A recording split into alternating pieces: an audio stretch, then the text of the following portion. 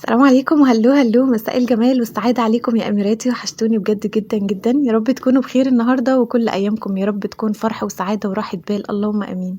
أهلا بيكم النهاردة في فيديو جديد، معانا أجواء رمضانية جديدة وأفكار جديدة. ناخد تريكات لبيتنا من السيدة المغربية الرائعة جدا في كل أفكارها، منتهى الشياكة ومنتهى الجمال، مشتريات بجد قد إيه حلوة. إزاي قدرت بقى توظف كل ده؟ بعض التغييرات والتجديدات هنتابعه مع بعض النهاردة في الفيديو، وهنزل لكم جزء تاني ليها كمان لو عجبكم الفيديو، ليه تغييرات كمان في البيت. فبتمنى بقى تتابعوا معايا الفيديو للآخر، آرائكم هستناها في الكومنتس وكمان لايكاتكم الجميلة على فيديو النهاردة.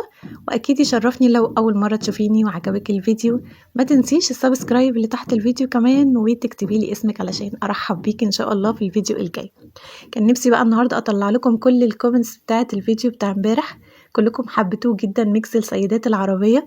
فاللي لسه ما شافوش بجد يعني فايته افكار بجد قد ايه حلوه قوي. بشكركم على كل تعليقاتكم الجميله ودعواتكم الجميله لكل سيده عربيه من اي مكان. انتوا بجد يعني بصوا انا فخوره بوجودكم معايا، بجد بتشرفوني في الكومنتس بتاعتكم، وقد ايه كل واحده بتمثل بلدها بكلامها الحلو. فبشكركم جدا جدا يا اخواتي غاليين على قلبي انتوا. تعالوا بقى ندخل بقى في الفيديو النهارده. افكارها زي ما بقول لكم قد ايه حلوه قوي. شفنا معاها تنظيم السفره، طقم كامل متكامل من كل حاجه، الكوسترز بتاعة الكوبايات أو الكاسات، وكمان الكوسترز بتاعة الأطباق المفارش، كمان الرنج بتاع فوطة السفرة هي كمان برضو عليه رمضان كريم، وحتى كمان برضو الكفر أو الجراب اللي بيتحط فيه برضو الشوكة أو المعلقة أو السكينة. يعني طقم حلو جدا ولذيذ، حتى تقدري ان انتي تحطيه ديكور على الترابيزة، مش وقت الأكل بس، ممكن تحطيهم كديكورات. الكوسترز والحاجات دي تستخدميها كمفارش يعني، فبتبقى حاجة برضو يعني عملية تقدري تستخدميها بالفكرتين مع بعض. تعالوا نتابع معاها كمان بقى بقية مشترياتها وأفكارها وديكوراتها. هتلاقوا خلال الفيديو كده هي بتستخدم لونين ثابتين عندها، اللون الأبيض واللون الذهبي، من الألوان الجميلة جدا والشيك. يعني لو ضفتيها في أي مكان عندك هتحسي قد إيه إن المكان مريح. فبدأت إن هي تورينا أفكار المشتريات بتاعتها، وكمان إزاي هي بتوظفها في البيت، فنقدر إن احنا ناخد فكرة بسيطة أوي. لو انت حابة تجديد أو حابة تغيري في ستايل مكان عندك، ممكن تاخدي فكرة من الأفكار بتاعتها. تعالوا نشوف بقى مشترياتها كده رمضان مع بعض، ونشوف ازاي هتحط كل حاجة في مكانها والمكان هيبقى حلو ازاي.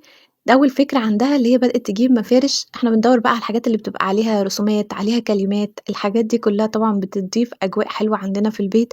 بدأت ان هي تجيب مفرش جديد استخدامه بقى في أي مكان، يعني فكرة ان انت تجددي من المشتريات بتاعتك بأجواء رمضانية. ممكن تغيري مفرش، تغيري كوشن، تغيروا يعني شايفين حتى الفوط مكتوب عليه رمضان كريم، مع إني ما حبيتش يعني إن هي تكون موجودة كمان حتى في الحمام. مش عارفة إذا كان صح أو غلط يعني كعبارة زي دي تكون موجودة ولا لأ في التويليت، بس بدأت إن هي تضيفها كمان عندها في المطبخ. يعني في كل مكان بدأت تدي اللمسة بتاعتها ببعض العبارات وببعض الأفكار وببعض الديكورات. هنتابع معاها كمان برضو بعض المشتريات بتاعتها اللي كلها بقى زي ما قلنا كده باللون الذهبي. بتحاول ان هي تخلي البيت عندها كله بنفس الالوان، عشان ما نحسش ان الموضوع يعني دخل بقى في سكك تانية. يعني كل طول ما الحاجة كلها متناسقة مع بعض كبيت او كغرفة او كمكان، بتحسوا ان المكان بيبقى مريح اكتر، ميبقاش الستارة لون والسجادة لون والديكورات لون وكل حاجة في عالم تاني. بتحاول ان هي تخلي ستايل البيت عندها كله بيكون موحد، تبقى من الحاجات اللذيذة قوي. وبدأت تورينا المشتريات وتورينا كمان ازاي بقى هي هتستخدم الحاجات دي وازاي توظفها. فانتوا ممكن تاخدوا فكرة من دي، يعني انت ممكن تلاقي حاجة في الفيديو ده مثلا. انت لما تنزلي السوق مثلا وتشتري المشتريات بتاعتك ممكن تلاقي حاجة زيها، فممكن انت خدتي فكرتها من الفيديو ازاي اقدر استخدمها مثلا، فتقدري ان انت تجيبيها. طبعا كل الديكورات يعني احنا بنتفرج على ديكورات مش عشان ننزل نشتري شبهها بالظبط، بس بناخد فكرة ازاي ممكن ننسق الترابيزة بتاعتنا. لو عندنا حاجة فيها إضاءة زي مثلا اللي هو الهلال والنجمة اللي كانت مستخدماهم دلوقتي، هنشوف دلوقتي هي ازاي بتحطهم. لو احنا عندنا مكان شبيه لده، ممكن ازاي نقدر نحط فرع النور بالشكل ده برضو، يعني شكله حلو قوي فوق التلفزيون، مع انه ممكن يعمل لنا زغلله شويه واحنا بنتفرج. ممكن تحطيه بقى في اي مكان. فالحاجه احنا بناخد فكره عنها، ومش شرط أي حاجة إحنا نشوفها نروح كلنا نشتريها. زي ما بنقول كده مش شرط الموضة حتى في هدومنا، أول ما نلاقي حاجة موضة كلنا نروح نلبسها، لكن بندور على الحاجة اللي بتليق علينا، بندور على الحاجة اللي ينفع نكون مرتاحين فيها. نفس الكلام برضو عندنا في البيت، مش شرط أي حاجة مثلا دلوقتي ستايل الألوان الفواتح واللون الذهبي مع اللون الأبيض، لأ الفضي، لأ مش عارفة ايه. فنقوم قالبين البيت من أوله لآخره عشان نواكب الأحداث ونمشي على الموضة، لأ أبدًا، بس إحنا بناخد فكرة ولو صغيرة بالمتاح عندنا بنقدر إن إحنا نجدد. أجواء رمضان مش متاح إن أنتِ تعمليها، مش متاح تجيبي كل الديكورات وكل الأفكار، مش مهم خالص، ما فيش أي مشكلة، حتى لو فرع نور صغير بس وفانوس كده أنتِ عملتِ حاجة بجد لذيذة أوي في البيت عندِك وأجواء مختلفة. فعلى قد الموجود بنحاول إن إحنا نسعد نفسنا، وربنا يا رب يسعدكم كده طول أيامكم مش بس يعني في رمضان وأجواء رمضان، يا رب يكتب لكم كده السعادة والفرح والهنا طول العمر يا رب، اللهم آمين. هنا كمان برضه بعض المشتريات بتاعتها حاجات كده لذيذة جدًا وأفكار ديكورات بقى يعني كل يوم بيطلع جديد، في حاجات ريزن، في حاجات الكونكريت، في حاجات الشموع، حاجات كلها بيبقى داخل فيها الحاجات الهاند ميد، بتبقى لذيذة أوي في الديكورات ومبتبقاش حاجات تقليدية، بتحسي إن أنتِ عندِك حاجة مختلفة، أي ضيوف بتيجي عندِك بتحسي إن أنتِ عندِك حاجات مختلفة، فنحاول دايمًا ندوّر على الحاجة المميزة، والحاجة اللي هي بتكون مش تقليدية علشان نخلّي البيت عندنا يكون في أفضل صورة.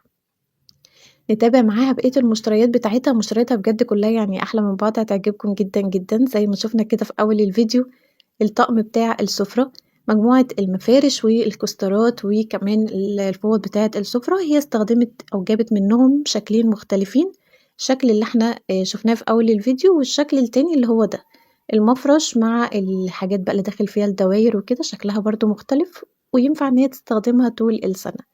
لكن طبعًا الطقم التاني اللي إحنا شُفناه اللي هو مكتوب عليه رمضان كريم هتبقى خاصة بأجواء رمضان، فهي يعني جابت الاتنين بحيث إن هي تقدر تغيّر فيهم برضه خلال السنة بتاعتها. الاتنين بجد أحلى من بعض، الاتنين أفكارهم لذيذة زي ما شُفنا كده إزاي هي بدأت توظّف الطقم الأولاني بتاع رمضان، ده هنا كمان الطقم التاني اللي هو الدواير شكله برضه حلو جدًا وشيك جدًا، ممكن إحنا بأبسط حاجة بنخلّي السفرة بتاعتنا مميزة. ده اللي أنا باقول لكم عليه أنتم ممكن تستخدموهم كمفارش، يعني بعيد عن إن أنتِ حطيتِ بقى الأطباق أو الكاسات أو المعالق، أنتِ ممكن تحطي المفرش أو الرانر اللي في النُص وتحطي الكوسترات أو المفارش بتاعة الأطباق، وتحطي الديكور عليه في النُص مثلًا فانوس أو هلال زي ما هي حاطة أو فازة أي حاجة، بدل ما بتجيبي مفارش وتجيبي طقم السفرة ممكن تستخدمي الاتنين كحاجة واحدة، تبقى أنتِ وفّرتِ عملتِ أجواء مختلفة وعملتِ كمان شكل مختلف. تعالوا نكمّل معاها بقية المشتريات اللي برضه كلّها كده باللون الجولد الحلو جدًا ومميز جدًا زي ما قُلنا وشيك جدًا بيدّي كده قيمة للمكان، كمان برضه يعني إحنا بناخد أفكار للمشتريات، يعني إحنا ممكن بكل سهولة الحاجات دي دلوقتي يعني التجارة والتوسُّع وكده خلّى كل حاجة موجودة في أي بلد، اللي موجود في الدول الأجنبية مش معنى إن هي سيدة مغربية أو مُقيمة في دولة في الخارج أو سيدة في الخليج أو في مصر أو في أي بلد إن كانت، الحاجات اللي عندها مش هيبقى سهل علينا إن إحنا نوفّرها في البلد، المحلات دلوقتي بقت تستورد وبقت بتجيب كل حاجة، الأونلاين كمان برضه على مواقع التسوق كلّها بقت متاحة كل حاجة، فأنتِ ممكن برضه حاجة ديكور تعجبِك، فتبدئي إن أنتِ تدوّري عليها وكمان وتقدري إن أنتِ تجيبيها. زي ما شُفنا كده المشتريات بتاعتها الجميلة جدًا في التقديمات، منها قطع ديكور ومنها كمان تقدر تحط فيها كاندي أو حلويات، حاجات لذيذة أوي، ده حاولوا برضه وأنتم دايمًا بتشتروا أي حاجة جديدة في البيت، دي حاجة دايمًا باقولها لكم في الفيديوهات، دوروا على الحاجة اللي بيبقى ليها كذا استخدام، منها ديكور، منها تقديم، فبجد من الحاجات الجميلة جدًا وكمان شكلها مميز. نكمّل معاها المشتريات بتاعتها بجد كل حاجة أحلى من التانية، قدرت إن هي تعمل أجواء حلوة في كل البيت عندها، وزي ما قُلنا مش شرط إن إحنا نعمل في كل corner موجود حتى لو بأبسط حاجة فرع النور والفانوس، ده أنتِ كده عملتِ بجد أجمل حاجة في الدنيا، بس فرّحي نفسِك وابسطي نفسِك واسعدي نفسِك حتى لو بمشتريات بسيطة أوي وأجواء مختلفة عندِك في البيت. تعالوا نكمل معاها بقية المشتريات، وزي ما بنشوف كده يعني بنشوف الحاجة المشتريات وبنشوف كمان إزاي هي بتبدأ إن هي تستخدمها، بناخد فكرة كده منها بنقدر إن إحنا كمان نستفيد بيها. كمان هنا برضه التمرية بتاعتها شكلها حلو جدًا ومميزة كمان، أفكار الديكورات بقى إزاي تستخدم الكوبايات الجديدة عليها عبارات رمضان، عارفين أنتم لو حابين إن أنتم تجددوا يعني حاولوا إن أنتم مثلًا اشتروا كوبايات جديدة مكتوب عليها رمضان كريم أو حاجات خاصة برمضان، اشتري أطباق ممكن يكون مكتوب عليها رمضان. مش شرط ديكورات فخمة ولا كتير، زي ما قُلنا خلاص اتفقنا الفانوس وفرع النور، وجددي بقى مثلًا بكام طبق أو كام كوباية كده حتى هتحسي إن سفرتِك مختلفة أو التقديم بتاعِك ليه أجواء مختلفة. هي فكّرت إن هي تجيب حاجات كده يعني مرتبطة شوية كديكورات بقى كلّها من أولها لآخرها، وتعمل بيها الcorner ده بالتقديم بتاعها أو بالمشروبات بتاعتها، فكرة برضه لذيذة، بس إحنا ممكن بأبسط حاجة ناخد فكرة، يعني ممكن نخلّي الكوبايات بتاعتنا أجواء رمضانية شوية، ممكن نخلّي المفرش بتاعنا مختلف شوية، حاجة بسيطة مش شرط إن إحنا نعمل كل اللي موجود طبعًا في الفيديو. تعالوا نشوف تقديم كمان تاني ليها بقى قمر الدين، وكمان التمر، وكمان البوكس نفسه شكله مختلف.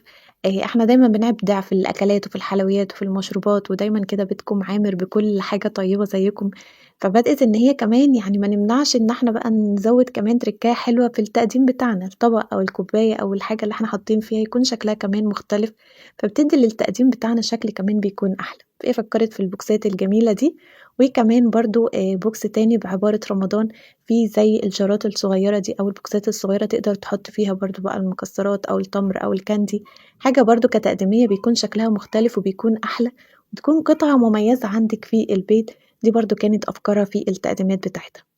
تعالي نشوف آخر فكرة بقى في المشتريات بتاعتها في التقديمات، كمان الإبريق الحلو أوي، وكمان المميز إن هو بيبقى معاه زي البولة كده اللي بتبقى تحته بتحطي فيها الشمعة، فبيفضل المشروب بتاعِك الشاي أو كده يفضل دافي لفترة أطول، فبرضه كانت من الحاجات اللي هي اهتمت إن هي تكون موجودة عندها في دخول رمضان.